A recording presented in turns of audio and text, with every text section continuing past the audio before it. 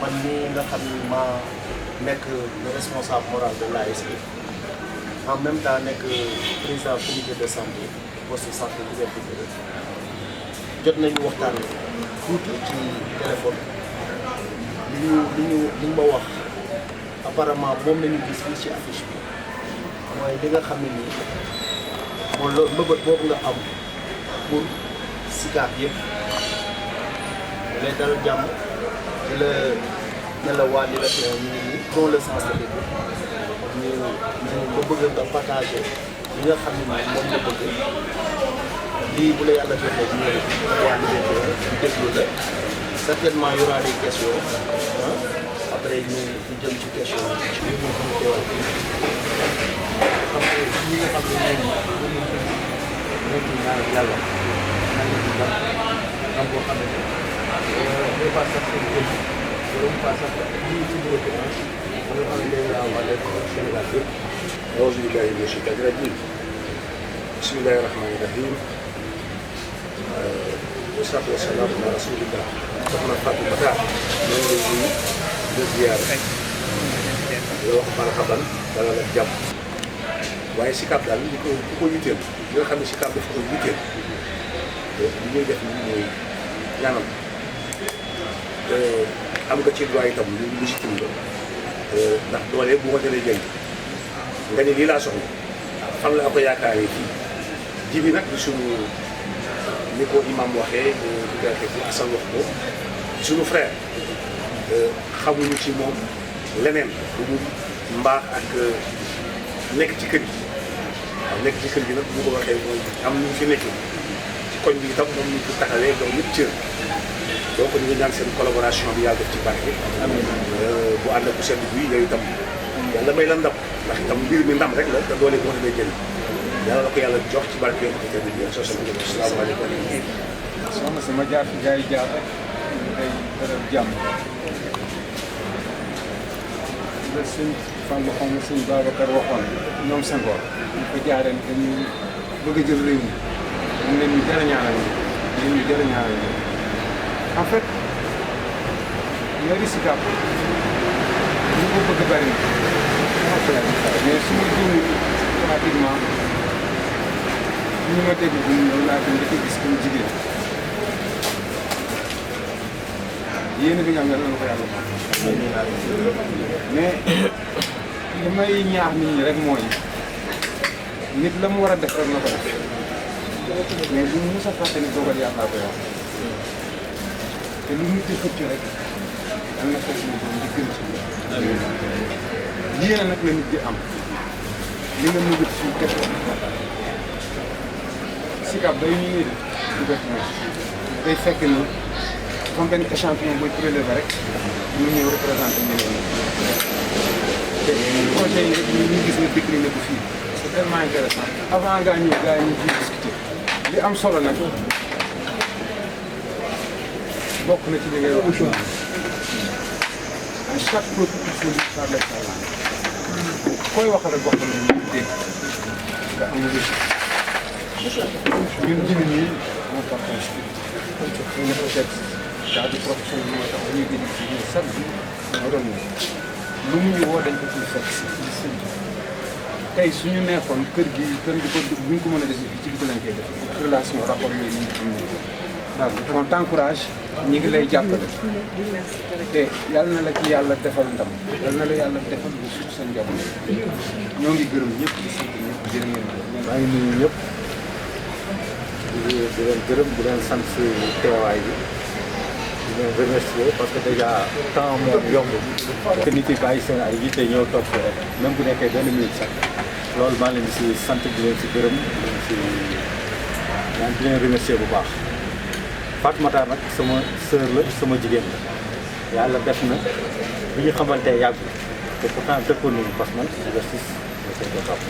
xam naa samay rafet samay famille général famille ñu ngi côté boobu mais yàlla dafa def jamono yooyu xamante te bi ñu xamante tamit peut-être politique de développement bi mu déployé peut-être loolu moo ma intéressé ba ma adhéré si moom parce que avant moom comme ni ma ko waxee keroog comme ñu bëri ñu ko xamee fii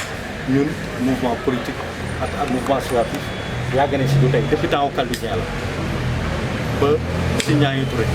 ba si ndem si yàlla si Pape Diop rek loolu yëpp ñun ñoo koy ku si ñëw rek ñoo lay accompagner loolu nekk ak yow xool bu fekkee war nga falu ñu jàpp si ba keroog yaa nga falu bu ñu demee ba gis nag li nga fiy liggéey tamit neexuñu tamit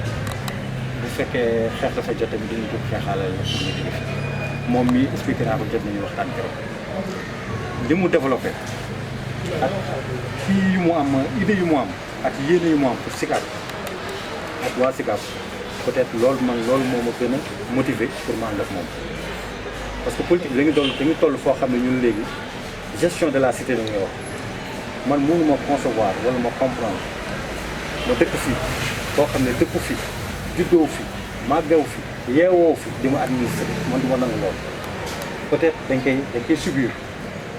mais du loo xam ne mooy yoon wala du loo xam ne mooy lu war a continuer di wéy à toujours pour toujours bu fekkee on a les compétences qu'il faut am nañu nit yu war pourquoi pas ñun suñu bopp ñu xeexal suñu bopp wala nit ki taxaw ñu jàppale ko pour mu toog fi parce que bu fi toogee Sicap neex na defar Sicap wute na ak yenn quartier yi ak yenn zones yi Sicap du yëmbal du dugg du taaw macha taawuñu jooy ñu yenn kii daal yi yenn cité yi li ñuy jooy yëpp ñun jooyuñu ko franchement kon fu neex a defar la fu neex a defar la donc suñu gisee ku fi def mandat defaat ci mandat te dara changé wu si dëkkin bi kon loolu mooy que bon defar la ñu dara comme unité li ñu présenté fii mais ñun lii dañu soxla ay pamaan ay pavage mutuelle de santé xale yi bu ñu feebaree faju mag yi ñu amul doole bu ñu feebaree faju ak yeneen ak yeneen affaire yu présent école de kii yeeg yooyu yëpp loolu lañ soxla fii Sicap bi loolu lañ soxla mais soxla ñu yenn kii ñun yenn moo yi gangréné yenn société yenn koñ yeeg yenn quartier yëpp yàlla mosal ñu si sant yàlla peut-être ñu dañ koy sant suñu waajur yi est-ce que vous voyez parce que ñoom peut-être ñoo ko liggéey ñoo ko ñafe bu ñun tey jëmu jot si mais ñun pourquoi pas duñu pérenniser loolu wala duñ jéem a def loolu mu nekk loo xam ne day pérenne pour suñu ay doom pour suñu ay sœur et tout ça mais duñ fi nekk bàyyi ñoo xam ne dëkkuñu fi di dowuñu fi màggeewuñu fi ñëw seen yoon nekk Sicap bien sûr bu fekkee li nga yor wala ni la dénk moom moo ko wala kii ko mais doo ko administrer comme il le faut nu la neex ngay téye nu la neex ngay téye doo jéem a def développement local alors que ñun loolu moo ñu intéressé développement local bu ñuy tourné moom man moo ma gën a intéressé te je pense que ñi fi toog tamit loolu la ñu soxla fii Sicap daal waxtaan diisoo ko fàccoo ko ba mu nekk suñu amee benn femme bonne leader boo xam ne moom ñëw na jël engagement bi porter le combat man de suñu soo demee ànd ak moom dañ koy jàpp loolu moo ma motivé ci leneen. man en tant que acteur communautaire que ni man li may def dama koy def pour Sicap xaaruma ko mën ci wax merci moo tax bi ñu waxtaanee ak madame Diop ma ñëw gis li ma ci gën a xam ni moo ma ci gën a intéressé muy sur le plan sanitaire mooy lii mu wax ni muy mutuelle de santé gis ngeen mutuelle de santé bii actuellement fi faj toll ci àdduna lii moo ci gën a am solo loolu balaa nga koy xam nga adhéré ci mutuelle nga yore njaboot déjà nga adhéré ci mutuelle nga am sa carte sa njaboot feebar nga dem hôpital après mutuelle bi mooy remboursé à hauteur de 80%. ba nga xam ni sax état bi defoon na ci loo xam ni bu dee bourse familiale yooyu da nga ko am dañ lay jël à hauteur de 100%. mais nit ñi adhéré wuñ ci léegi la question mooy lan moo tax nit ñi adhéré wuñ mais tout simplement parce que commune bi nga xam ne nii moo war a def li tax loolu am mais def référé boobu boo demee dañ lay jël comme pour urgence comme ku ñëw urgence dañ lay jël ils ont l'obligation ñu jël la bu fekkee ni ba ci hôpital ba ci hospitalisation kon mutuelle bii nii lii c'est dans l'avenir maanaam carte d'identité lii sax moo koy ëpp solo da ngay toog ak léegi boo amul moyen nag lii rek mooy solution moo tax vraiment bi ma gisee lii man dama sant yàlla parce que moo xam ne nii ñëwagul nee na moom bu ñëwee lii ci priorité am la bokk kon lii c'est à féliciter lii c'est à féliciter leneen li ci topp mooy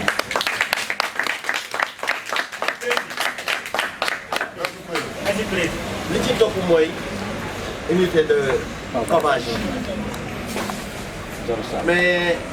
Kigali bi ñuy wax mooy actuellement ñu ne ci Afrique mooy dëkk yi nga xam ne nii maanaam ci wàllu environnement ñoo fi mën mais lii nañu def mais lii kese mooy avancement dëkk bi te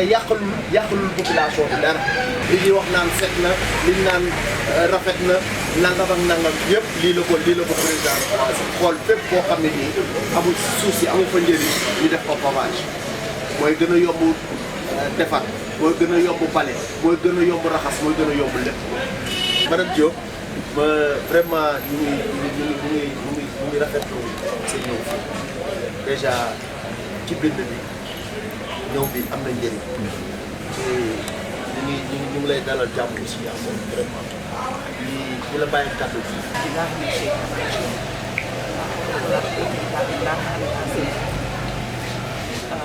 di nuyu ñëpp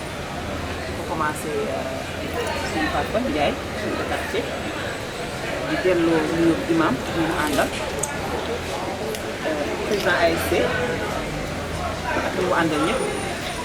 ak délégation waa SICAP bi ànd ak man staff bi nga xam ne ñoom laa àndal di liggéey di wax ji di jërëjëf ci dalal bi ndax yaa ñu dalal di leen wax rek ñu wax dëgg yàlla ñu ngi sant yàlla parce que ñi ma àndal gën nañoo xam kan mooy Djiby gën suñu xel gën na dal ndax wax dëgg yàlla ñu fi teew ñëpp ñoo fi war a teew ñoom lañu soxla gis nañu suñuy papa gis nañu imam gis nañu si jeunes yi gis nañu famille waa SICAP ñëw nañu donc dañuy sant yàlla di ñaan yàlla rek yàlla bu yaakaar tas ndax comme ni ngeen ko waxee yéene la ñu am te yéene bi su ngeen ci jàppul ñu bokk ndey bokk baay bëgg SICAP comme man ni ma bëggee SICAP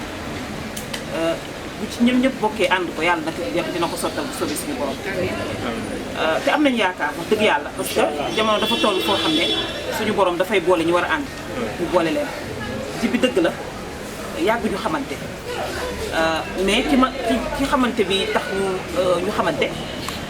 Mika Diop mi la Mikaël Diop borom këru Adja Ombéliko bi nekk seen koñ Adja ñoo màggandoo Mika aussi suñu parents ay wóllare lañu woon Thiès laa daan dem vacances seen kër donc bu ma jëlaat tëj école fa laa daan passé samay vacances donc Mika c'est mon frère Adja c'est ma sœur bi ma ñëw di leen wax ni que dama bëgg a nekk maire Mika daf ma ne man Liberté 1 Djiby moo fii sama jëwriñ lépp lu may def ci biir Liberté 1 moom laa ci waxtaanal donc man dama lay boole Djiby ngeen waxtaan bi ñu waxtaanee wax dëgg yàlla ma gis ne kii doomu SICAP la comme man te objectif yi mu am pour SICAP loolu laa am pour SICAP naqar yi mu am pour SICAP moom laa am pour SICAP li mu bëgg ci SICAP aussi loolu laa bëgg ci SICAP ba tax hésité wu ma ndax dama ko woon ne ko dama bëgg nga ñëw biir SICAP ma dugal la ci comité bi ñu ànd liggéey léegi je suis en train de préparer mes listes yow lan nga bëgg mu ne madame la maire man sa projet yi doy nañ ma soxlawu ma ay poste soxlawu ma noonu bay tànk man li ma gis ci yow moo dal sama xel moo tax ma bëgg ànd ak yow liggéey mais bëgguma dara ba ma koy def ci la tête de liste proportionnelle tàggu ma ko dama ko def pare soog koy tàggu bi liste yi génne la xam ne mooy suñu tête de liste proportionnelle donc dama am ci moom yaakaar xam ne maak moom ñoo bokk gis ñoo bokk yéene ñoo bokk lu ñu bëgg ci biir SICAP moo tax hésité wu ma te tàggoowu ma ndax xam naa ñu ñaan yóbbu ko jëmukaay donc ma ciy sant yàlla donc je ne regrette pas mon choix te am naa yaakaar bis bu ñu àndee liggéey suñu borom nañ ci defal ndax man moom am naa ci yaakaar te ñu ma àndal am nañ ci yaakaar. juste pour vous rassurer man doomu SICAP laa juddoo ma SICAP xëy na plateau laa juddoo mais bi ma amee 6 ans laa dëkk SICAP on fait partie des premiers habitants de la SICAP 76 laa ci dëkk samay rak sama taw papa SICAP la juddoo ku siiw la ci réew mi ñëpp xam nañ ko bi mais xam na ko SICAP la juddoo donc may doomu SICAP dafay sama école primaire SICAP man je suis un pur produit de l' école publique musuma fay privé école Liberté laa jàngee après dem Blaise Diagne am bac dem étranger chaque année su ma jëlee vacances su ma wàccee avion balaa may def quoi que ce soit si bac laa jël parce que man si bac dama bokk génération bi ko première division si bac di woon club boo xam ne équipe bu SICAP yëpp la woon donc ku bokk si bac da ngay xam Liberté 1 xam nga Liberté 6 ñu bokk ndey bokk baay dama daan dem Liberté 1 nu ma neexee dem Liberté 2 nu ma neexee dem Liberté 3 nu ma neexee bi ma ñibbisee Sénégal définitivement en 2016 bi ma gisee situation SICAP neexuma ma commencé di intégrer association yi déjà même avant may ñibbisi à l'étranger j'ai toujours dirigé des associations doon représenter femmes yi fu nekk sur le plan international loolu aussi permettre ma may liggéey ak femmes yi au niveau du Sénégal dans le développement mais un pur produit du développement rek laa xam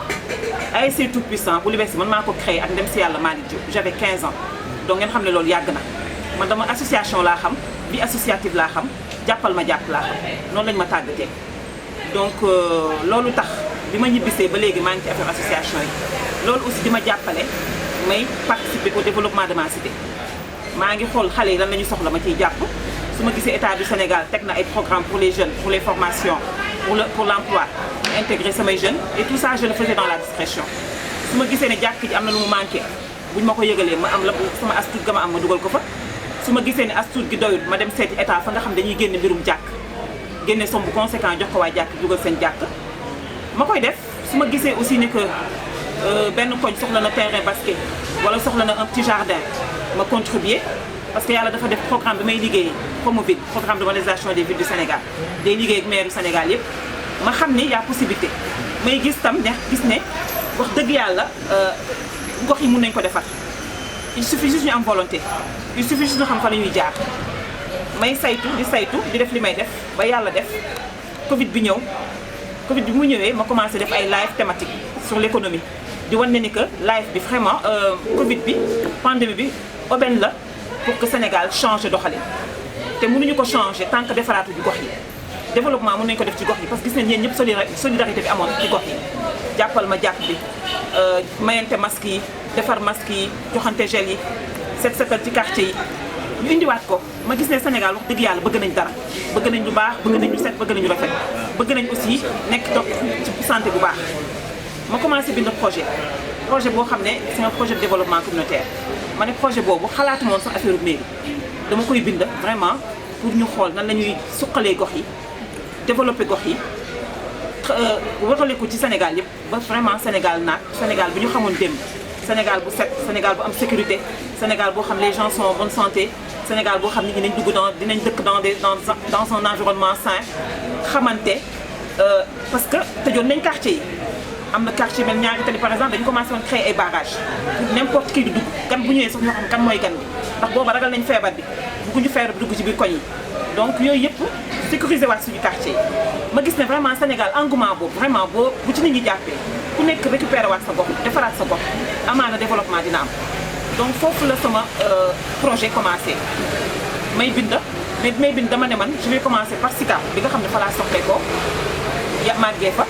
ak Kébémer bi nga xam ne fa la samay waajur jóge ñaari yooyu laa jëloon def leen phase pilote yàlla xam na ne xalaatu woon affaire u mairie mais bi affaire u mairie yi ñëwee jeunes yi nga xam ne ma doon liggéey ak ñoom di leen jàppale di waxtaan ak ci ñoom développement di leen wan yoon ñoom ñoo ñëw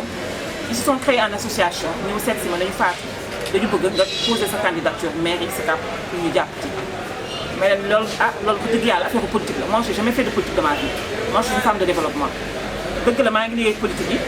maa ngi seen biir mais wax dëgg yàlla affaire u mairie mosuma ko xalaat mais laissez-moi réfléchir parce que tam ay ndaw du ñu ñëw waxtaan ak yow nga leen déedéet may leen ma réfléchir may leen ma def diagnostic ci laa demandé plan de développement communal SICAP waa mairie bi jox ma ko ma étudier ko xool force yi faiblesse yi les problèmes lan mooy problème mu SICAP pourquoi SICAP doxul lan la ñu def lu waxuñu ko def j'ai diagnostiqué xool bi ma defee sama diagnostic j'ai fait mes rapports ma ne léegi je vais faire des proximités dinaa dem seeti imam yi dinaa seeti bàjjenu gox yi dinaa seeti jeunes yi dinaa seeti femmes yi ku ci nekk dinaa dem waxtaan ak yow xool lan mooy problème mu SICAP pourquoi SICAP toll fi mu toll pourquoi SICAP demul pourquoi ñu bëri ay problème bu ma waxtaanee ak ñoom waxaaleen aussi dama bëgg postuler maire lan ngeen ci xalaat ñëpp encouragé ma ki ne ma tu as le profil yaa ngi ci koñ wax dëgg yàlla boobu ba léegi gis nañu yaa ngi jàppale te yëpp tu le fais dans la discrétion donc am nañu yaakaar ni soo ñëwee postuler maire di nga am dara ma dem ci jeunes yi dem ci mouvement citoyen yi waxtaan ak ñëpp mais fu ma dem vraiment les gens m'encouragent donc c'est à travers ça mais donc je vais faire un programme du ma ñëw rek jël mairie bi noonu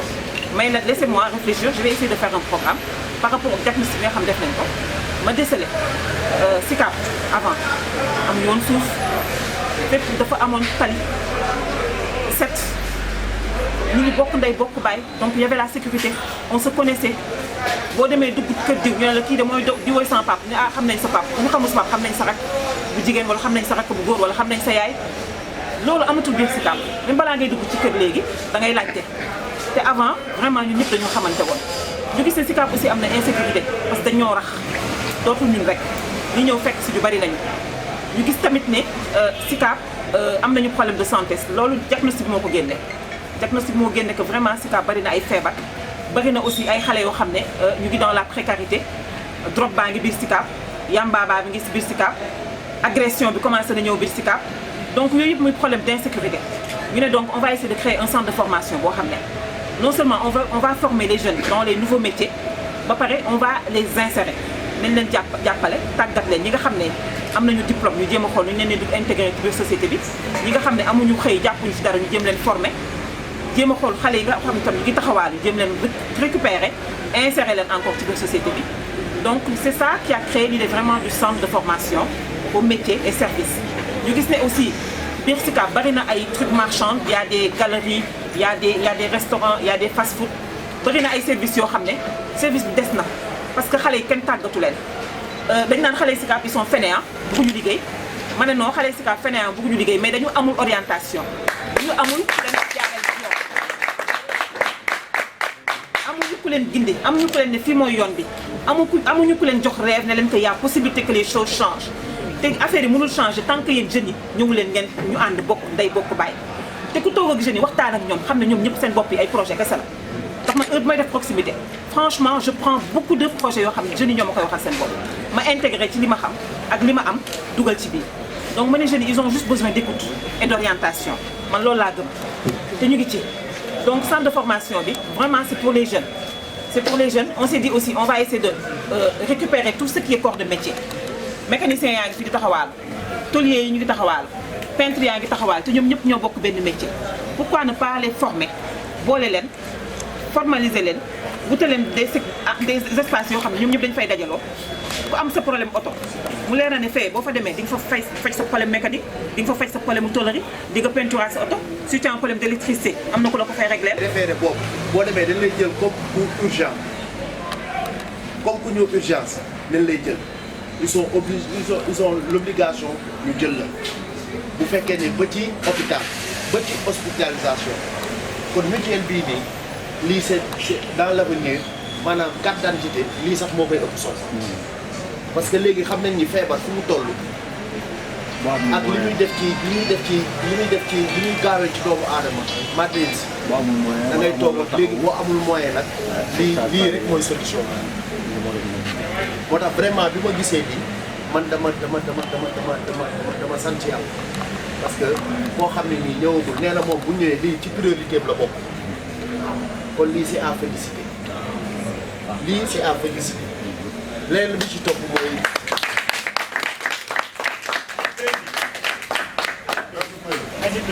li ci topp mooy unité de pavage mais Kigali bi ñuy wax mooy actuellement ñu ne ci Afrique mooy dëkk yi nga xam ne nii maanaam ci wàllu environnement ñoo fi mën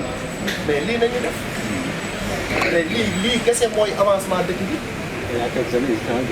te yàqalul population bi dara au contraire day gën a rafetal dëkk bi li ñuy wax naan set na li ñu naan rafet na nangam ak nangam yëpp lii la ko président commencé xool fépp koo xam ne nii amul suuf si amul fa njëriñ ñu def ko pavage mooy gën a yomb defar mooy gën a yomb bale mooy gën a yomb raxas mooy gën a yomb lépp ndax bu setee nit bu rombee dina am kersa sànni mais suuf day sànni rek dem kon madame madame Diop vraiment ñu ngi rafetlu sa ñëw fii déjà ci bind bi ñëw bi am na njëriñ te ñu ngi lay dalal jàmm aussi vraiment di la bàyyi kàddu bi nga waxtaan ak askanu bi def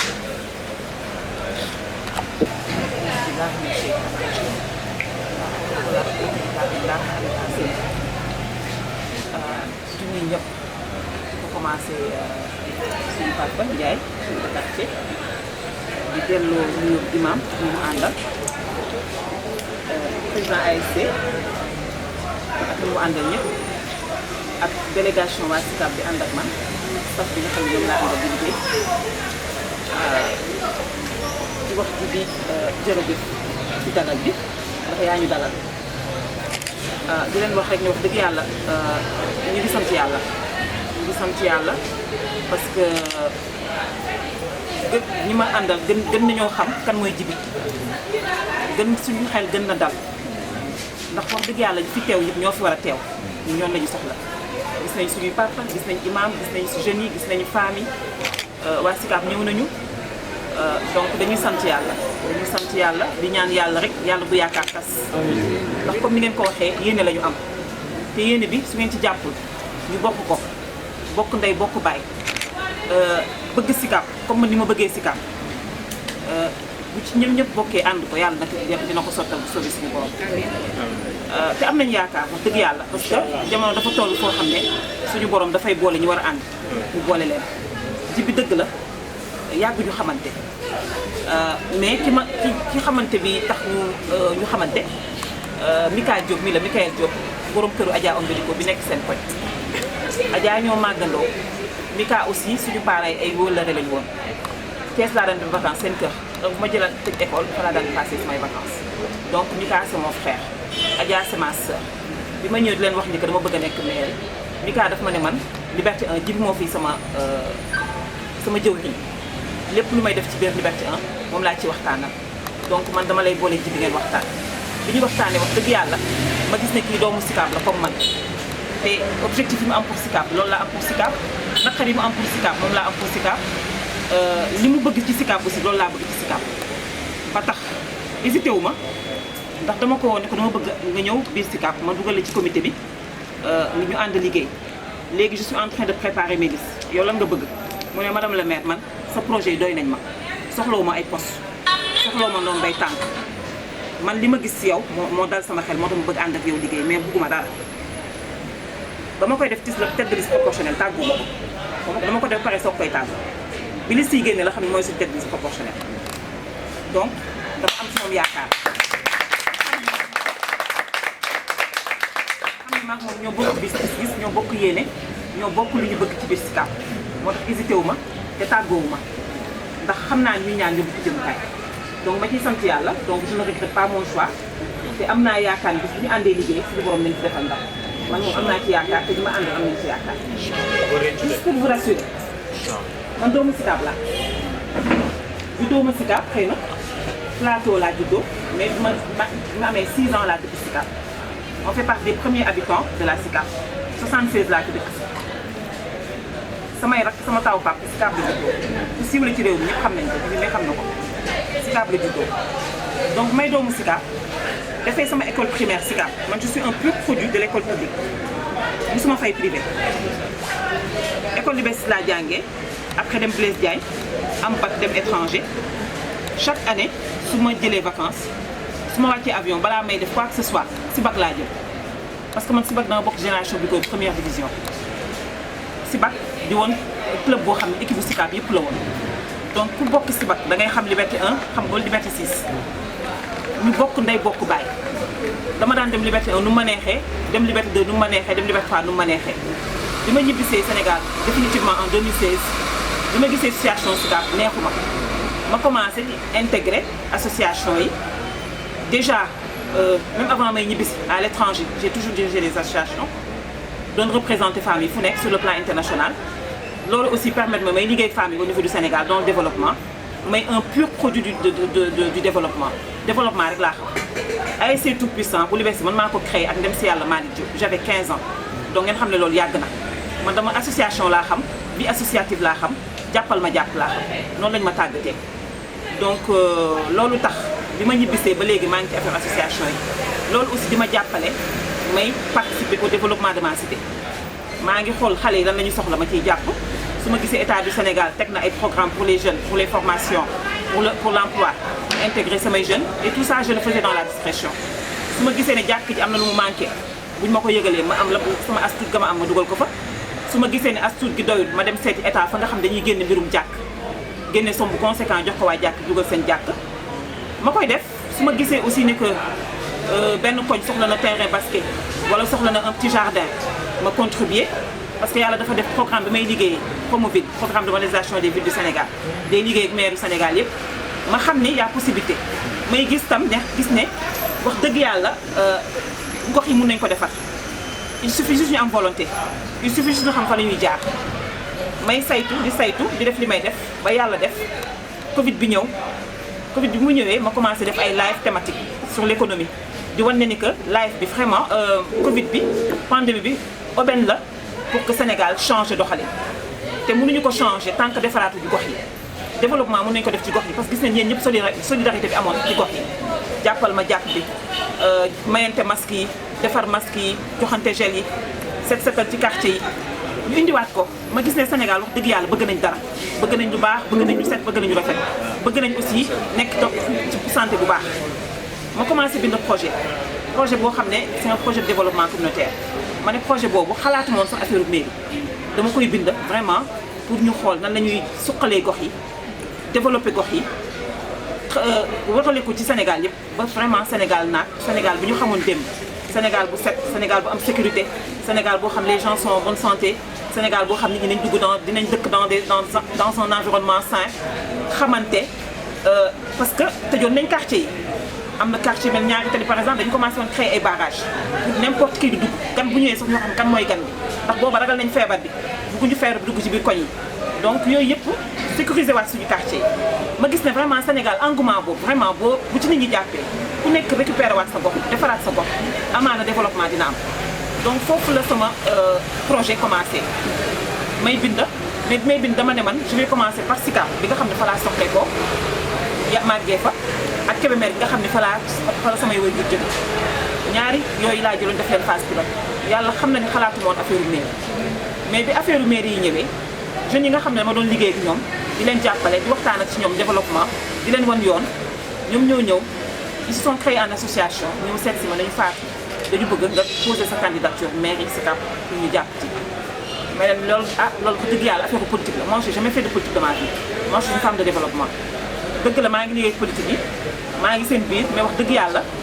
affaire u mairie mosuma ko xalaat mais laissez-moi réfléchir parce que tam ay ndaw du ñu ñëw waxtaan ak yow nga leen déedéet may leen ma réfléchir may leen ma def diagnostic ci laa demandé plan de développement communal Sicap waa mairie bi jox ma ko ma étudier ko xool force yi faiblesse yi les problèmes lan mooy problème mu Sicap pourquoi Sicap doxul lan la ñu def lu waxuñu ko def j'ai diagnostiqué xool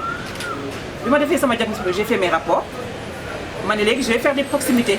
dinaa dem seeti imam yi dinaa seeti bàjjenu gox yi dinaa seeti jeunes yi dinaa seeti femmes yi ku ci nekk dinaa dem waxtaan ak yow xool lan mooy problème mu Sicap pourquoi Sicap toll fi mu toll pourquoi Sicap demul pourquoi ñu bëri ay problème bi ma waxtaanee ak ñoom waxaaleen aussi dama bëgg postuler maire lan ngeen ci xalaat ñëpp encouragé ma mag li ne ma tu as le profil yaa ngi ci koñ wax dëgg yàlla boobu ba léegi gis nañu yaa ngi jàppale te yëpp tu le fais dans la discrétion donc am nañu yaakaar ni soo ñëwee postuler maire di nga am dara ma dem ci jeunes yi dem ci mouvement citoyen yi waxtaan ak ñëpp mais fu ma dem vraiment les gens m'encouragent donc c'est à travers ça mais donc je vais faire un programme du ma ñëw rek jël mairie bi noonu mais nag laissez-moi réfléchir je vais essayer de faire un programme par rapport au diagnostic bi nga xam def nañ ko ma décelé Sicap avant am yoon suuf fépp dafa amoon tali set ñu ngi bokk ndey bokk baay donc il y avait la sécurité on se connaissait boo demee dugg kër diw ñu ne la kii de mooy di woy sama pap ñu xam nañ sa pap bu ñu xamul sa pap xam nañ sa rak bu jigéen wala xam nañ sa rak bu góor wala xam nañ sa yaay loolu amatul biir Sicap même balaa ngay dugg ci kër léegi da ngay laajte te avant vraiment ñun ñëpp dañoo xamante woon ñu gis ne Sicap aussi am na insécurité parce que dañoo rax dootul ñun rek ñu ñëw fekk si ñu bari nañu ñu gis tamit ne Sicap am nañu problème de santé loolu diagnostic moo ko génne diagnostic moo génne que vraiment Sicap bari na ay feebar bari na aussi ay xale yoo xam ne ñu ngi dans la précarité drogue baa ngi biir Sicap yamba baa bi ngi si biir Sicap agression bi commencé na ñëw biir Sicap donc yooyu yëpp muy problème d'insécurité ñu ne donc on va essayer de créer un centre de formation boo xam ne non seulement on va former les jeunes dans les nouveaux métiers ba pare on va les insérer nañ leen jàppale tàggat leen ñi nga xam ne am nañu diplôme ñu jéem a xool ñu leen di intégré ci biir société bi ñi nga xam ne amuñu xëy jàppuñu ci dara ñu jéem leen former jéem a xool xale yi nga xam ne tam ñu ngi taxawaal ñu jéem leen récupérer insérer leen encore ci biir société bi donc c'est ça qui a créé l'idée vraiment du centre de formation au métier et services ñu gis ne aussi biir Sicap bari na ay trucs marchands il y a des galeries il y a des restaurants il y a des fast-food bari na ay services yoo xam ne service bi des na parce que xale yi kenn tàggatu leen dañ naan xale Sicap ils sont fainéants bëgguñu liggéey ma ne non xale Sicap fainéants bëgguñu liggéey mais dañu amul orientation dañu amul leen jaareel ci yoon amuñu ku leen gindi amuñu ku leen ne fii mooy yoon bi amuñu ku leen jox rêve ne leen que y a possibilité que les choses changent te affaire yi mënul changer tant que yéen jeunes yi ñëwu leen ngeen ñu ànd bokk day bokk bàyyi te ku toog ak jeunes yi waxtaan ak ñoom xam ne ñoom ñëpp seen bopp yi ay projet kese la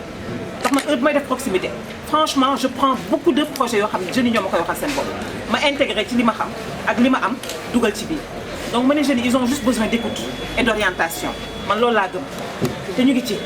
donc centre de formation bi vraiment c'est pour les jeunes c'est pour les jeunes on s'est dit aussi on va essayer de récupérer tout ce qui est corps de métier mécaniciens yaa ngi fi di taxawaal tôliers yi ñu ngi taxawaal peintres yaa ngi taxawaal te ñoom ñëpp ñoo bokk benn métier pourquoi ne pas les former boole leen formaliser leen wute leen des espaces yoo xam ne ñoom ñëpp dañu fay dajaloo ku am sa problème oto mu leer na ne fee boo fa demee di nga fa faj sa problème mécanique di nga fa faj sa problème tôlerie di nga peinturer sa oto si tu as un problème d'électricité am na ku la ko fay régler tout ce qui est service aussi on va essayer de voir les jeunes là comment on va les former en service ba waa Sicap seen bopp lépp ñu koy liggéey ci suñu biir Sicap bi soxlaatuñu ku jéggaani ci àll ba di ñu indi donc centre de formation bi l'idée c'était ça essayer d'insérer les jeunes les orienter les former vraiment pour que ñu jëlaat seen Sicap bi nga xam ne ñoom ñoo ko moom te ñoom lañ koy liggéey pour ëllëg donc mutuelle de santé bi aussi comme ni ma leen ko waxee diagnostic moo wane ni que vraiment Sicap on a des problèmes de santé ñu bëri ñu ngi mag ñaa ngi fi am diabète ñu faju am nañu problème pour seen régime xale yi tam ñu bëri ñu ngi am ay problèmes pulmonaires parce que Sicap est devenu une zone très polluée dafa polluée donc xale yi ñu ngi grippé Doliprane sax wala antigrippé sax am nañu problème pour faj pour am ko d'où vraiment l'idée de la mutuelle de santé bi nga xam ne bu boobaa ñi nga xam ne nekk nañ Sicap man ma xam leen parce que yàgg naa nekk ci social yàgg nekk ci développement am samay papa yoo xam ne ils sont directeurs en tel ils sont experts en tel activité bu ma am ku ci indil sa expertise aussi joxe nga ci sa koppar donc je me dis ces mentors là de la Sicap on peut les récupérer bu ñu defee suñu mutuelle de santé ku ci nekk nga xool yow ak sa moyen ñaata xale ngay enrôler ñaata kër ngay enrôler su ko defee non seulement dina nekk jàppale di nga jàppale nit ku feebar mën a faju di nga jàppale aussi di nga sauver aussi benn xale boo xam wala benn mag boo xam ne am na lu muy jëriñ ci biir askanam donc mutuelle de santé bi ça va être méthode jàppal ma jàpp affaire enrôlement lañ ko nar a defee koo xam ne am nga moyen ñu fexe ba nga enrôler ay kër enrôler ay xale ba ñooñu bu ñu feebaree mën a faj pour la banque aussi la banque aussi c'est vraiment un projet très réaliste parce que nous on a la chance d'être à l'étranger gis vraiment des gens qui l'ont réussi méthode crowdfunding xaw ma nag xam comprendre ngeen ko Touba fi mu nekk di ñu ngi koy defar te ku nekk da nga indi sa dërëm ne projet bi 100 millions la ñu ne ku am sa 1000 francs indil ku am sa 100 francs indil ku am sa 100 000 indil ku am sa 1 million indil donc méthode banque communautaire aussi crowdfunding lañ koy defee dinañ jéem a xool waa diaspora parce que on a un pool diaspora am na ñu nekk diaspora Sicap di jàpp ci liggéey bi xool aussi ñi fi nekk tam nga xam ne yàlla jox na leen doole ñu jéem a xool nu ñuy dajalee seen doole boobu yëpp def ko dugal ko ci biir banque bépp jeune boo xam ne am nga projet ci biir Sicap bépp femme boo xam ne am nga projet ci biir Sicap soxlawuñu état du Sénégal duñu lebal soxlawuñu Samba duñu lebal soxlawuñu Demba duñu fii lañ koy lebalante biir Sicap jàppale xale yi ñu def seen ay projet jàppale mag képp ko am projet même un grand projet on peut commencer par un micro des petits projets de quartier ku bëgg a def restauration wala ku bëgg a def cuub wala ku pour créer sa benn multiservice wala ku bëgg jënd sa scooter def sa kii c'est des petits projets yoo xam ne soxla woo 1 million pour dem mun nañ la jàppale di la suivre defal la business plan ba nga teg sa projet teg sa micro entreprise en marche bu ñu gisee koo xam ne aussi am na un grand projet créer benn galerie marchande par exemple à la Sicap muy créer emploi leer na kii bu ma ci dugalee sama 100 francs dina am lu ma ci gañ ñu xool tam ñoo xam ne yàlla dénk na leen moyen ñu jël projet boobu en charge jàppale ko bu mu teg projet ko defee ku nekk nga gagné ci dividende bi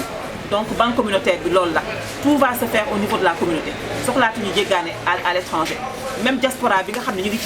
ci biti tam yore seen xaalis bëgg jàppale seen gox mun nañ ci dugal seen koppar bu ko defee ñu mun a jàppalante ci biir Sicap donc c'est vraiment des projets réalistes et réalisables c'est pas de l'utopie c'est pas quelque chose d'extraordinaire bu leen gis rek dégg banque foog ne banque lu garaaw la il suffit juste avoir une garantie ñu jox la sa licence banque. Mutuelle de santé bi aussi c'est pareil centre de formation bi aussi c'est pareil c'est des choses yoo xam réalisables et réalistes c'est des formations courte durée ay 3 mois de formation 2 mois ñu jéem a xool entreprise yi nga xam ne ñu ngi biir SICAP ñu ñuy jëlee xale yi en stage ba ñu perfectionné wu mun a jëlal seen bopp wala whatever au moins seen expérience parce que Sénégal am fi stage sax problème la waxtuma la am fi liggéey donc ñu imposer ñi nga xam dañoo nekk biir SICAP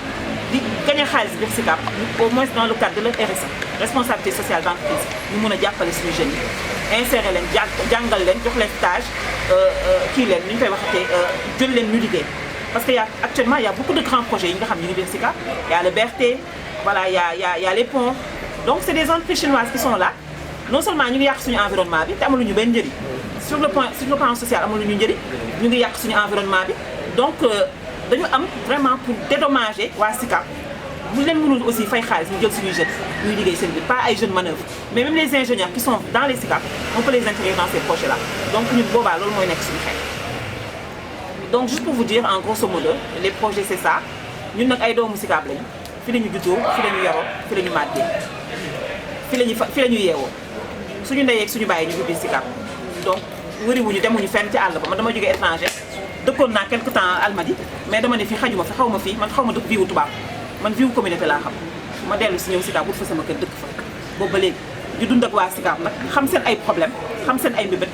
xam li leen naqadi mu naqadi ma naqadi leen vraiment ñu fas yéene ànd bokk ndey bokk baay defar suñu SICAP moi j'appelle l'inclusivité man Fatoumata yéene laa am xëy na am naa réseau am naa expertise am naa xel bi mais su ngeen ñëwul ànd ak man ñu bokk ndey bokk baay ànd liggéey ko du ma dem fenn.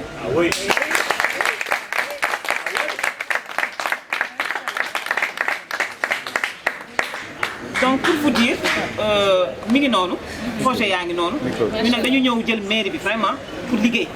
man ñëw ma pour sàcc ñëw ma pour jël terrain ndax wax dëgg yàlla ak may suturaal maa ngi sant yàlla suñu borom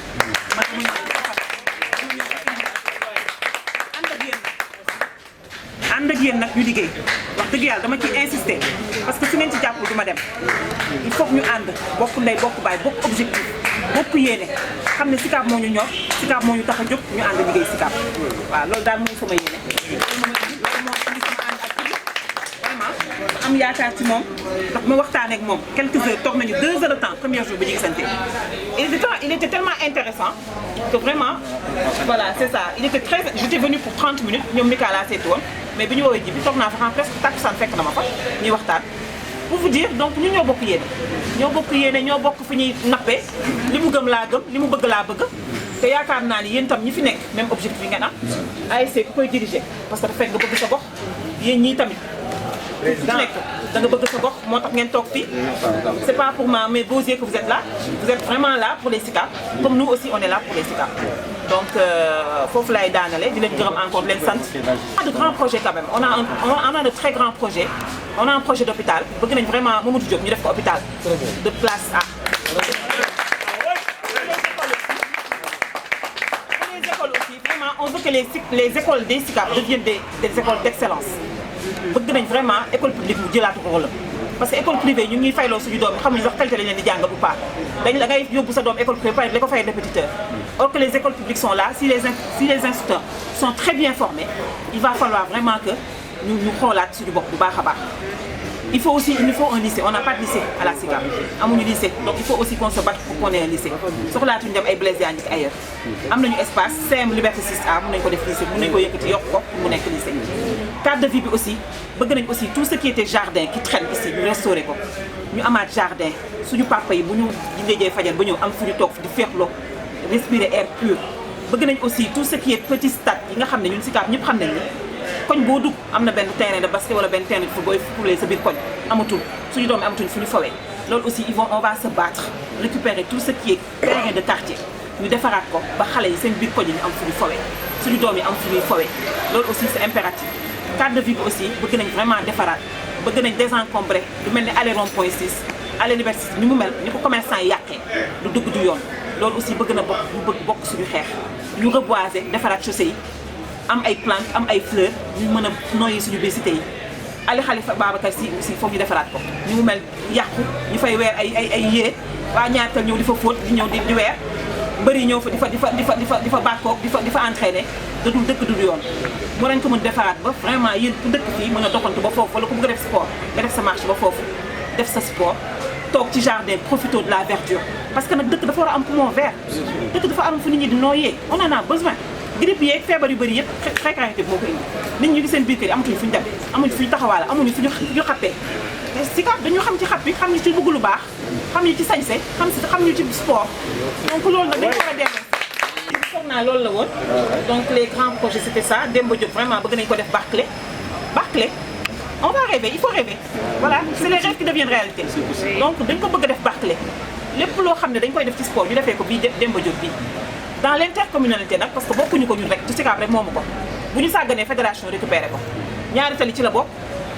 jëppal ci la bokk ñëpp ci la ñu bokk on va essayer de voir avec l'intercommunalité avec les grands projets yi nga xam ne financement de grands projets yi fi nekk ñu jéem a xool nu ñu koy récupérer ba récupérer suñu Demba Diop bi defaraat ko def ko benn stade bu mag a mag ñuy am dimanche nag fi ñuy seetaani jee match samedi aussi ñu am suñu parce que Sicap dañoo xam loolu dañoo tàmm samedi ñu sañ sa ba jekk dem seetaani suñu match dimanche aussi ñu dem seetaani suñu match loolu dañ ko bëgg delloo si te bu ngeen ci jàppee bu soobee yàlla bu ñu nekkee maire yooyu dañ ko réaliser nga xam ne mooy fi andi ñoo am ak moom ay rapport yu baax ci Sicap moo waral ñu déplacé bu bàyyi suñu famille ñu jox ci ndax rapport bi am ak moom ci Sicap ñu lay wax bienvenue man nag déglu naa programme bi en grands axes yi déglu naa ko c'était important li nga xam ne moom laa ci déglu woon te nga mujj ko wax moo nekkul ci grands axes yi ma leen ci mën a tenir compte pour seen visibilité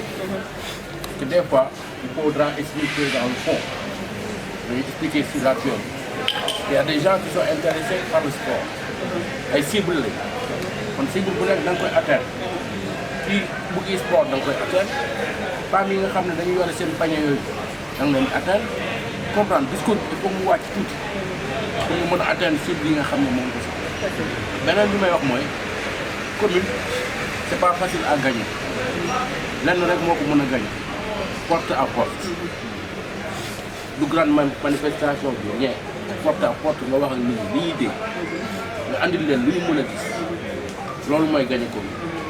leneen di gagner commune nag mooy li nga xam ne mooy politique mooy nit ñi am carte dem voter c'est ce qui est important les discours que les gens sont en train de faire là c'est de bons discours tu peux venir à la mairie tu trouves pas les mêmes réalités c'est bien d'écrire des projets c'est bien de rêver mais les réalités qui se passent aujourd'hui dans cette commune il y a rien li nga wax nag li ma ci gën a neex mooy ñu xam nañu ne mairie du pourvoyeur d'emploi mairie bi mënul wutal nit liggéey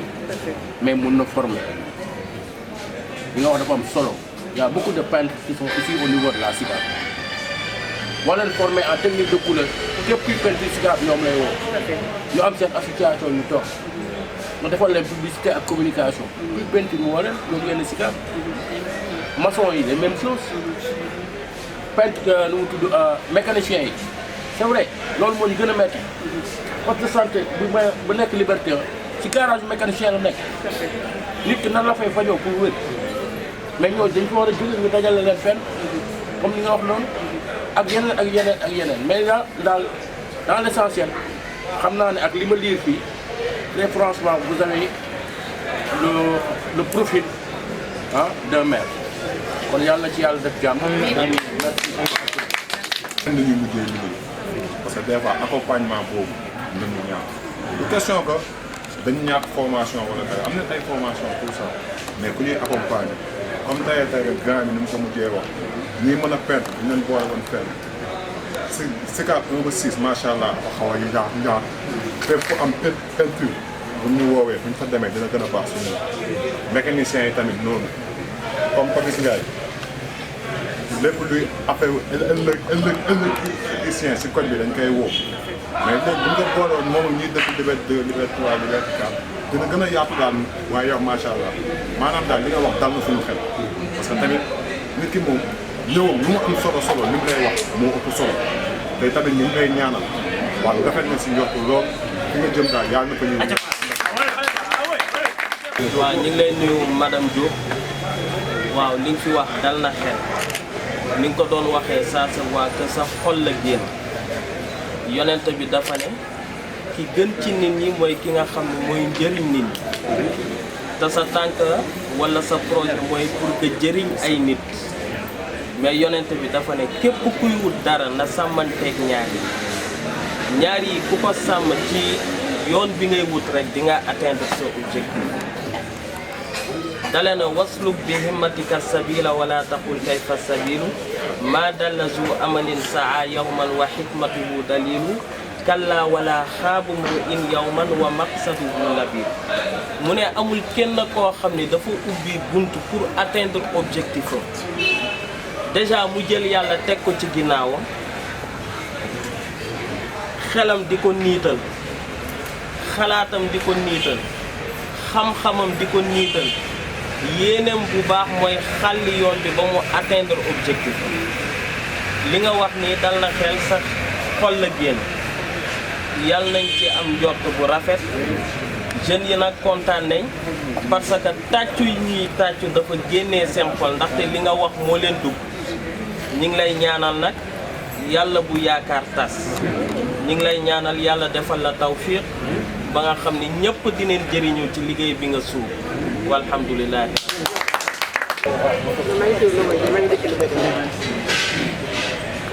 man mosuma def politique ma duggee ba léegi gis naa ko Fatou kon ni ko Djibi waxee man xaw ma ko mosuñu gisante mais dama ko gis ci sama benn expert doom moo xam ne mbàjjeen laa ci moom ma woo ko histoire saa si ma ne ko fa leen suñu xel la mu ne bàjjeen kii de ñu tuddee Fatou Mata Diop su ma génn mairie bi ma ne ko bés bi ci élève la ci naa ko jàppale ma ne ko loolu sama jënd ma ne ko ah man ma xew de naa ma ko xoolal photo bi mu ne ci kan la ma expliqué ko donc mais bu ma politique non demal nga jàppale ko d'accord na boobu ba léegi nag damay gis si moom dara sama xel la bu ñu wax fii yëpp ñu wax nañ ko ba pare li ko alaaji bu waxee léegi nekk affaire yu mel ni porte à porte moo koy def Fatou ñëwagul ci la Liberté 4 mais tey fa taxaw ku nekk dina diggante turam ndax man mii en personne ku ma xam mbootaay bi ñi nga xam ñëpp li ma yore ñëpp ku ne bëggoon a si wax affaire Fatou Mata Diop mais sama doom dafa demandé mooy dafa ñaan yàlla nag yàlla suñu yaakaar lépp suñu yaakaar si dal na ko yàlla may ñu ne suñu xel dal na yàlla bi àgg suñu yaakaar yàlla yàlla may ndam parce que ñun ñëpp kenn bañ a manqué su ko fekkee yàlla nañ ko dal leen gis nañ bala ñu leen man dal na sama xel parce que man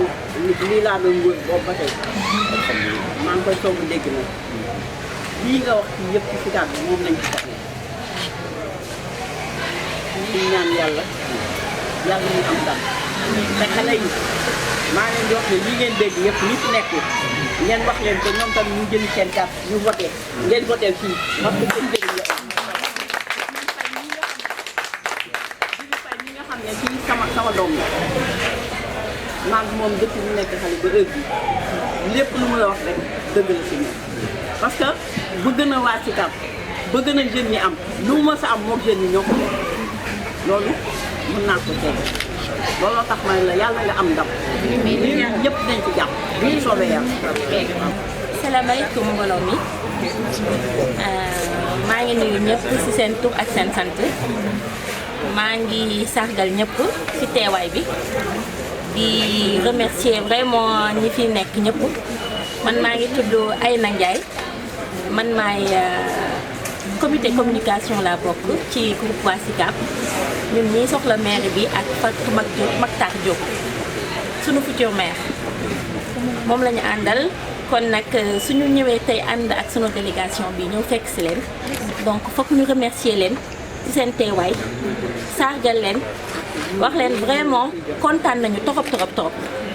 ndax fagal ngeen ñu wan ngeen ñu li ñu ñëw di def ci tey soxal na leen te ñu nit duñu ñëw di dox ci loo xam ne tamit amul njëriñ waaw ñun ay jigéen lañu wante dañu nekk jigéen ñu takku ñu bëgg suñu gox xam suñu bopp xam ne duñu dox ci caaxaan waaw ñun ñëpp duñu politique wante dafa am lu ñu soxal léegi ndax dañoo xëy gis gox gi ne politique yi dañoo sonal la jël ñu te vraiment liggéeyaluñ ñu dara ba dara boolu Sénégal léegi daal ku defe ne nit ñi dañu defe ne politique buntu wutukaay xaalis mu sonal ñu witt nag Sénégal waaw kenn mënatul dox kenn mënatul noyyi ndax politique ku politiqueul daal mel na ni mënoo bokkoo ci dëkk bi ñu ne nag ñun dañuy changer la donne ay jigéen lañu ay femmes de développement lañu ay jigéen yu am seen njaboot ay jigéen yu dëkk Sicap xam Sicap juddoo fi màggee fi yaru fi xam lépp lu fi xew gis problème bi gis de Sicap boobu ba léegi ni mu mel ñu judd fii gis ne fii kenn defu fi dara changé wu fi ba ñu juddoo ba léegi gisuñu maire bu fi teg pont wala ku fi teg bale wala ku fi teg porte fleur dara Sicap changé wu lu dool di gën a yàqu rek kenn du defar ñu ne nag ñun nag dañuy takku dugg ci langue politique bi wan politiciens yi ne ñun am nañ suñu fulla am nañ suñu fayda dañoo bëgg defar suñu gox waaw li mbëtt bëgg la mbaar bëgg kenn ku ne sa buntu kër ngay bale ñun nag ñu bëgg ñuy bale suñu buntu kër defal ko ba mu rafet mel na mu meloon te loolu li tax ñu bëgg ko mooy tey jii dëkk bi monde bee développé Sénégal développé na toll na foo monde bi yëpp sax dafa développé toll foo xam ne ku wàcc train bi mu dem rek yaa fa des sa affaire la dañ la fay bàyyi te loolu nag ñun ñoo war a am sunu fulla yu waa Sicap defar ko ba mu baax loolu moo tax tey jii ñu ñëw présenté leen programme bi wan leen ne leen Sicap am na ay jigéen yu fi nekk tamit ànd ak jigéen ñi ànd ak góor ñi bëgg defaraat Sicap indi projet yu bees indi doxalin bu bees wane ne Sénégal ñëpp ko bokk waaw kenn ku ne gis nga sa bopp war nga mën gis ci sa bopp ci projet bi ndax kenn ku ne tëdd nga sa nekk xalaat lu mel nii sa bopp waaw lii du suñu xalaat kese xam nañ ne kenn ku ne yaa ngi tëdd sa biir kër wante lii soo sañoon yow yaa koy def waaw suñu jugee tey di ci wax wala di ci dox dañoo bëgg rek ngeen xam ne ñun ak yéen benn lañu te ñun suñu nekkee seen ay rakk wala seen ay mag wala seen ay doom dañoo bëgg rek jàpp ci liggéey bi xam ne ëllëg ñun ñëpp ñoo koy jëriñ incha allah lii ñuy def nii su subaa ñun ñëpp ñoo koy jëriñoo loolu rek ñu tax a jóg waaw du pour politique politicienne du pour wut lu neex nit wante tey jii loolu moo ñu yëkkati mais vraiment ngeen xam ne projet yi grand projet yi yëpp jeunes yi la gën a concerné ak mag ñi ak jigéen ñi surtout góor ñi moom comme toujours rek dañuy jàpp ci mbagg yi di jàppale seen jigéen ñi loolu ñun xam nañ ko sunu frère yeeg sunu nijaay yeeg sunu pap yi ñëpp ngi jàpp ci liggéey bi di ñu conseil di ñu teg ci yoon kon li ñuy dox ñi dañ koo gëm xam ne mairie Sicap mën nañ ko jël comme ñëpp ñi koy wut gënuñu ñu te ñoom gënuñu ñoo dëkk Sicap te comme ñi fi nekk defuñu fi dara boobu ba léegi ñun war nañoo mën a góorgóorlu jàppale ñi nga xam ne bëgg nañ defar ñu booloo ànd nekk benn liggéey def am sunu mairie defar sunu gox ndax pour ñun la keneen du ñëw ci àll ba di ñu ko defaral ñun rek ñoo ko mën a defaral sunu bopp kon nag ñu sant leen bu baax wax leen projet yi ñun ñëpp ñoo ko bokk ñoom développé nañ ko ba pare moo tax duma ci dikkaat mais vraiment sunuy projet la ñun ñoo ko moom ñun ñoo ko bokk di ñaan yéen ñëpp ngeen jàppale ñu ci kattanu yàlla ba fi ñu bëgg jëmee Sicap bii ak liberté bii ngeen jàpp ci sunu mag ñi ñaanal ñu xale yi jàpp ci liggéey bi sunu góor yi jàpp ci liggéey bi sunu yaay yeeg sunu tante yeeg sunu ñëpp jàpp ci liggéey bi mu jëm kanam incha allah maa ngi leen di remercier. bu leen xaar élection en ce moment là boo leen ñëwee ñu xam ne am na loo xam ne mënu leen ko nit ñi da leen mën a accompagner mais li ngeen di utalee politiciens yi ñoom dinañ am yoo xam ne dinañ ko def des actes yoo xam ne at bi ñuy nekk ak moom yëpp dinañ ko nekk ñoom dinañ mën a taxaw laaj ay voix mais yéen doon leen sentir benn yoon. élection ngeen di ñëw dajale ne nañ fi jëlee nii te ñii pour ngeen jëlee fi ay actes ngeen di posé loolu daal laa bëggoon wax tuuti ñu jëm ci réfléchir. xam nga parfois da ngay xaar ba élection bi passé wala ba élection bi kii nga doog a def ngay def mais moom par exemple commencé na def ay action au niveau de la Sicap yoo xam ne te élection bi ñëw si côté terrain de foot yi terrain de sport yi côté keroog dañuy doon wax fii waxu doodaan bi xam nga doodaan bi ñun ñëpp dañ fi toog di ko évoqué durant 2 ans def nañ façon correspondance bu nekk au niveau de la mairie man personnellement toog naa si dem naa ko chef de quartier pareil Assane dem nii pareil mais ba léegi gis nañ si doodaan te P10 bi ak 46 bi fii nañuy jaar tous les matins vëf toutes les heures te suñu doom yi fii nañuy jóge di gaañ di wàcc ak yeneen xale ak yeneen tali bi day bëri affluence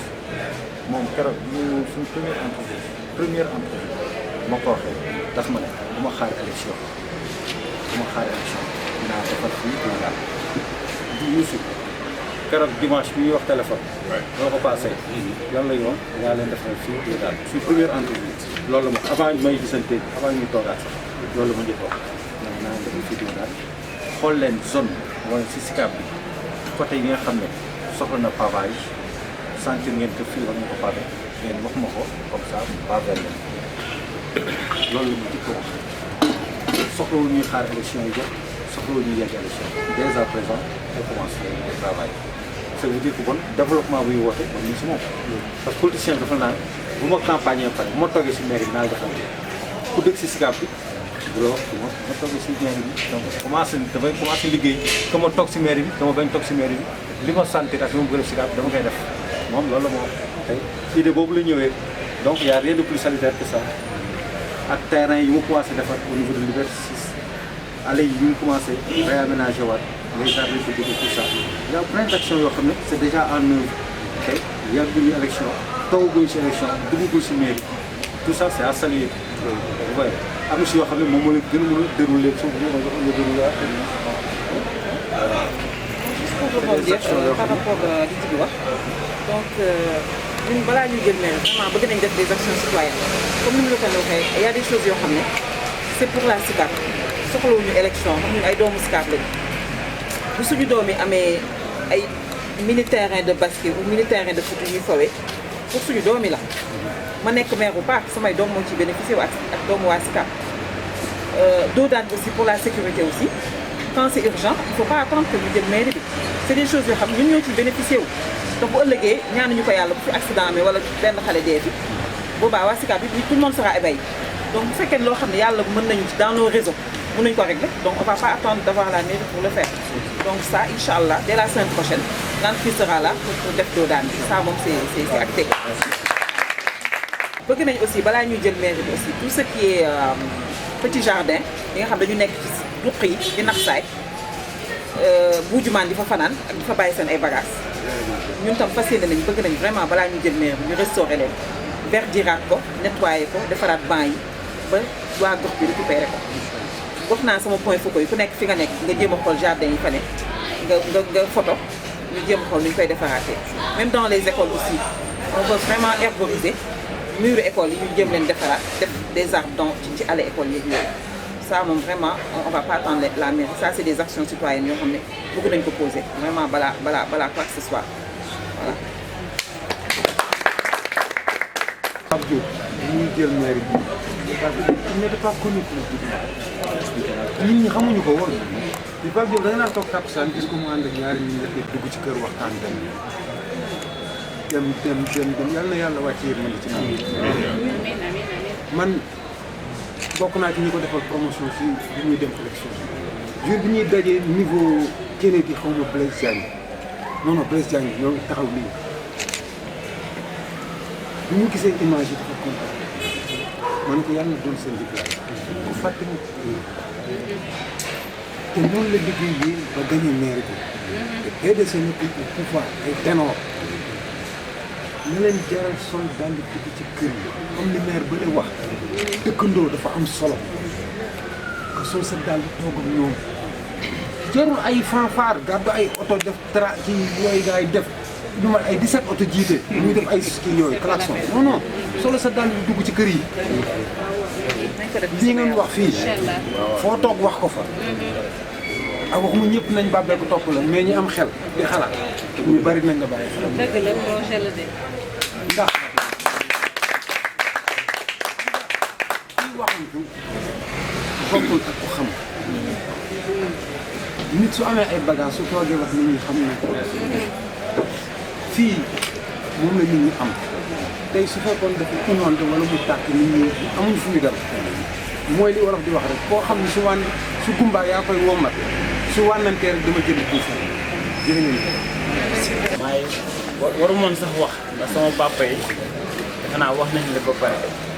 mais man dëgguma fi maay dëgg Médina waa kër gi suma kër la saa wu ma ñëwee Sicap dama fi ñëw ñu dama si tombé rek mais comme que sama grand yi ak sama papa yi dañoo woote xaa ma ñëw pour xool quoi man maa ngi ci politique bi côté Médina tàmbali nañu affaire yi foofu réunion yeeg yooyu démb rek amal naa réunion ak sama leader démb mais dama gis ne jeune Sicap bi amuñu jàppale par rapport ak ñun côté bi fële peut-être aussi benn côté bi mu nekk quartier populaire la xam naa moo tax quoi te côté boobu day am comme famille day am ay jamra ay natt affaire yooyu quoi day am côté boobu xam naa moo tax aussi côté boobu di gën a drainer foule par rapport ak fii mais fii mën naa ne benn côté quartier résidentiel nit ñi dañu ñëw envers yow yaay dem envers ñoom pour dox leen tey jii lii nii bu doon Médina la man nga war ma sees su ma ñëw damay dressé 200 tarkinda dox sa kaw yow. non si. waaw oui moom la de si. ñoom gars yi xam nga su may ñëw rek man damay indi 200 booy ay booy yu métti parce que yàlla bëri ki démb dafa ma plus xam nga turu turam sama papa la suma xarit la Cheikh Ahmed Tidiane bu Nissi bëri ki démb samedi laa amoon réunion ak moom war a gisee ak moom ñu gisee. dimanche mu invité ma ci Glande doon lancé benn programme boo xam ne mi ngi tudd Talent Médina si ñu ngi ko parrainé dafa am sama benn xarit bu ci bokk muy jaw këccëg boo xam ne ñooy ànd sama frère bu bokk si ak yu bëri waa Sicap mën naa ne war nañ mën sant yàlla ndax kii nii boo ko gisee xam ne bii du politicien kii du politicien soxlawul xaalis waa Sicap kii du politicien moo kii ñu nekk yor fële moo yem Cheikh Ahmed Tidiane bu Messi du ma ko tagg fii sax ndax dëkkuma fi mais koo xam ne yaa ngi diriger ay grandes instances ay impôts et domaines ay caisse et dépôt et consignation bokk soxla woo xaalisu mais non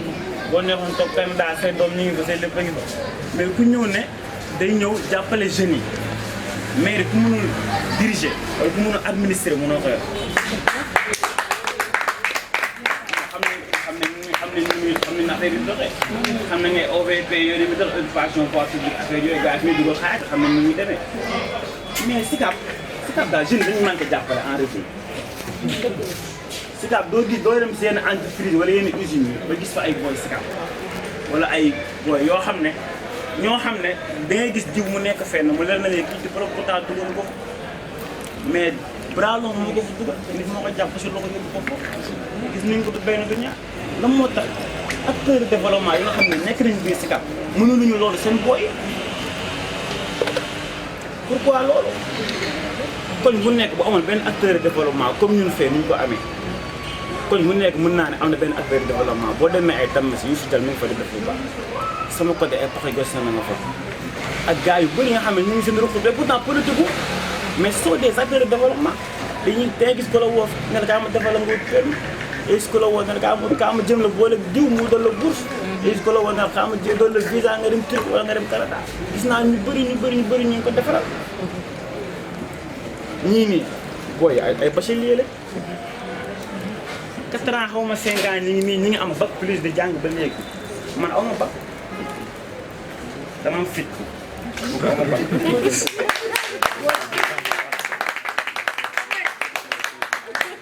lu mat 4 ans ngi nii maay liggéey di nekk ak ay kilifa di toog ak ay kilifa te di liggéey ay affaires yoo xam ne tey jii su ma ñëwee ñii dañu ma naan saa su ma ñëwee soo loolu la may wax da nga garaaw da nga bëri affaire loolu mais pourtant foofu ma dem ay nit ñoom jàpp ba si loxo yóbbu ma fa parce que xam nañ ma xam nañ li ma leen mënal tamit ñoom sonn si ngir laa war a suul jàppale leen si mooy sonn nañ trop. effectivement ku la xool xam ni xëy na yàggoo ci politique mais am na koo fi wax sànq ci mbooloo bi li ngay wax fi mu génnee mooy lu dëgg la ci yow loolu seetlu nañ ko ndax ñun yàlla def na pratiquement candidat yu bëri toog nañ ak moom ku ci nekk waxtaan nañu nga wax ñu sa projet mais nag ren dafa am benn particularité boo xam ne nii acteur de développement yi dañ ne ñoom il faut ñu participer ci élection yi parce que da ngay nekk ci koñ nga yor fa ay postes de responsabilité yoo xam ni nii c'est gratuit parce que da nga bëgg sa gox moo tax bëgg fa def loo xam ne nii ëllëg ak si biir njëriñ lay doon ci sa ay rakk ba mu law si sa ay doom wala sa ay sët nga koy def gratuitement mais dañ gis ni ñooñu chaque fois bu tànn jotee dañuy toog jàpp seen ñàmbur ñu tànn mais dañ ne léegi dootul demee noonu parce que acteurs de développement yi ñoom il faut ñu participer ci élection bi mooy maanaam ñuy participer ci élection bi mooy ñoom dañuy jouer seen partition mooy si jouer seen partition mooy daañu dem ci askan bi gannaaw bu ñu dégloo candidat yëpp xam ku si nekk sa programme daañu dem ci askan bi waxtaan ak ñoom orienté leen parce que askan bi tam dañu laaj dañu soxla loolu parce que comme li ñuy wax porte à porte luy njëriñ bi mooy ñi nga xam ne ñooy les grands électeurs ñoom ñu ngi ci biir kër yi c'est pas ñuy topp ful bi di daw ak topp musique beeg nangam mooy ñi nga xam ne ni ñoom ñu ngi ci biir kër gi toog ñooñu da nga leen di ñëw fekk si seen njaboot dañuy dem génn ci biti dégg ñëw wax leen ñoom tam ñu toog ñu analyser xam li gën ci ñun parce que fi ñu toll actuellement mairie dafa am solo ci koñ dafa am njëriñ trop te njëriñ bi ñun waa Sicap dañ ko yéex a xam njëriñu maire yi effectivement boo demee ci quartier populaire yi ñoom dañu xam sensu mairie moo tax tey bu fa élection amee li fay am ci xëccoo ak ci yenn yi fa lay ëppee que fii parce que fii lu bëri rek loo wax ñu ne ak raaw xam ñu njëriñ mais njëriñ dafa am mairie dafa am njëriñ ci askan dafa am njëriñ ci gox te kenn moomu ko lu dul ñi fa dëkk faw ñu gis ci seen bopp par force man nag ñaar boo ko waxee man danga may laal sur le plan communautaire mooy wàllu santé ak wàllu sport surtout parce que man yàlla daf ma féetalee ndaw ñi beneen bi mooy santé dama ci dugg mais dama am amour bi fajuma de mais damay ñi nga xam ni ñoom ñooy faj ñooñu laay jàppale pour faj bi gën a law gën a baax loolu mooy sama raw moo tax ren ma ne lu ma toog jàpp sama njàmb dinaa jouer sama partition ci élection locale yi nga xam ne ni ki ñuy fal mairie fii lépp loo xam ne ni gox bi dana ko soxla yaakaar ko dina jóge ci mairie bi ñëw ci ñoom incha allah. ñu ngi lay sant encore di la gërëm ci sa teewaay fii vraiment rafetlu nañu trop say kàddu te jëlee nañ ci njëriñ tamit wax dëgg yàlla parce que am na lu bëri loo xam ne nii xawal nañu ëpp leeral nga ñu ko. Jibi mu ngi may wax léegi tam ci ay information yi nga xam ni madame Diop moo ko eggee léegi muy ci wàllu emploi des jeunes muy liggéey parce que moom am na benn quota boo xam ne ni am na ko te ñu comme li fi génn léegi on a des bacheliers yoo xam ne ni amaguñu liggéey ak yooyu ñu pour ñu indi seen CV moom incha allah ci mën-mënam lu mu ci mën mu tuuti mu néew dina am ñoo xam ne dina leen dugal ñu liggéey loolu la ma ci bi wax léegi madame Diop ñu ngi lay ñaanal yàlla mooy fal wax nañ ko fii léegi même bu dul maire sax ndax li nga fi wax raw na maire parce que nit nekk na maire waxu ko parce que maire kese du poste député yi ngi fi ministre yi ngi fi te li nga wax am na ñoo xam ne toog nañ toogaay boobu tey te dégguñu ko ci ñoom mais li la wax léegi rek li imaam wax léegi rek loo xam ne nii ci xol la jógee fexeel ba na fa sax te sa waxu démb tamit na doon sa waxu suba incha allah ñun loolu lañu soxla yal na yàlla defal ñëpp jàmm ñu ngi ñaanal ñëpp jàmm ñu dajewaat ci jàmm incha allah ñu defaat ñaan comme ni ko tàmbali woon bi ñuy commencé. delluwaat nga sant bu baax di sant bi nga xam ni itam ñoom la àndal di nuyu di sant suñu frère Djibi nga xam ni moom moo am nu mu mel rek tax ñu bàyyi suñu lépp daal di ñëw ci mbir man moom yow lay voté.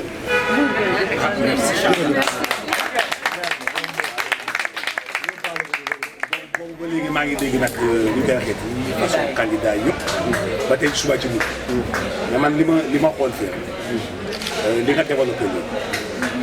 monsieur Dieng am lu mu wax léegi nga am loo indi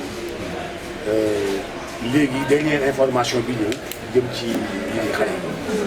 mu néew mu bari loolu yéene googu yàlla na ko suñu borom matal waaw li ngay yóbbu nag c'est légitime naa am nga doole ndax am na ku wax fii léegi ci ginnaaw le jeune la am na lu ñu wax lu am solo waaw Sicap dañu am problème bu li fi ne wax na la xam nga dégg nga ko waaw yal na yàlla barkeel bi ngay def may la ndam nag ndax man yow lay woteel yàlla xam ne boobu ba léegi maa ngi làmbatu mais man yow lay woteel ndax j'ai bien compris le message waaw man damay bàyyi suma jeune frère Cheikh Baba mu ñun nag ñoo yore daara ji fii ci quartier bi ñoo fi jàng alxuraan yeeg di fi def zikr yeeg di fi ñaan di fi def yu doy waat ci nit bu fekkee ndaw nag ma ni ko man comme que ndaw la bàyyi ma jox ko rek voix bi topp ci ginnaawam. waaw Cheikh responsable jox la nga tëj ci def ñaan. parce que ñaan dafa am ngëneel parce que yàlla dafa ne tedd naa teddaay boo xam ni du ma nangu jaam bi tàllal ñaari loxoom même sax su ma nangoogul ñaan bi mais naa sotti barke ci ñaari loxoom moo tax suñu ñaanee ba pare dañu koy massa suñu kanam kon ñu mën a tàllal suñu loxo suñu paree ñu massa xam naa ni moom yàlla dina nangu ñaan bi parce que ñaan su jógee ci xol rek waaw kañ day àgg ci yàlla directement aouzu billahi min asheytani irajim bismillahi irrahmani irrahim alhamdulilahi rabbil alamin arrahmani irrahim maliki yawmi ddin iyyaka na'budu wa iyyaka nasta'in ihdina sirata almustaqim sirata allazina an'amta alayhim ghayril maghdubi alayhim waladdallin wadduha wallayli idha saja ma wadda'aka rabbuka wa ma qala wala al-akhiratu khayrun laka min al-ula wala sawfa yu'tika rabbuka fatarda wala sawfa yu'tika rabbuka fatarda wala sawfa yu'tika rabbuka fatarda alam yajidka yatiman fa'awa wa wajadaka dhallan fahada wa wajadaka 'a'ilan fa'aghna fa amma al-yatima fala taqhar wa amma as-sa'ila fala tanhar wa amma as-sa'ila fala tanhar wa amma bi ni'mati rabbika fahaddith bismillahir rahmanir rahim allahumma inna nas'aluka bismika al-mahmud wal maktum باسمك المغفور والمغفور يا بديع السماوات يا ذا الجلال والإكرام يا ذا الجلال والإكرام أن تغفر لنا ذنوبنا وأن تجعل من أمرنا فرجا ومخرجا وأن ترزقنا من حيث نحتسب ومن حيث لا نحتسب ومن حيث نحتسب سبحان ربك رب العزة عما يصفون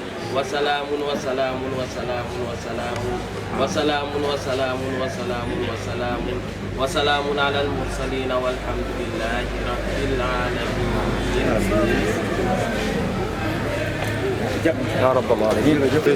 Madame le maire, on a déjà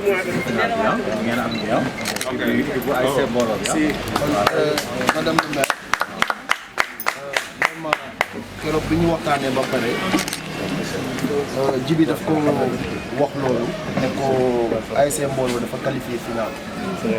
mu ne loolu de lu rëy la kon de dinaa seet sama participation loolu moo waral enveloppe bi ñu ngi lay ci remercier di la sant di la wax tamit ci final bi tamit boole nañ la incha allah suñu bari bu neexee yàlla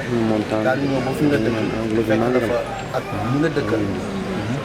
wax la ni ci suñu mare nga ko woon incha allah ndax dañ koy tàmbali def chaque année daal ñu defee ñu dem final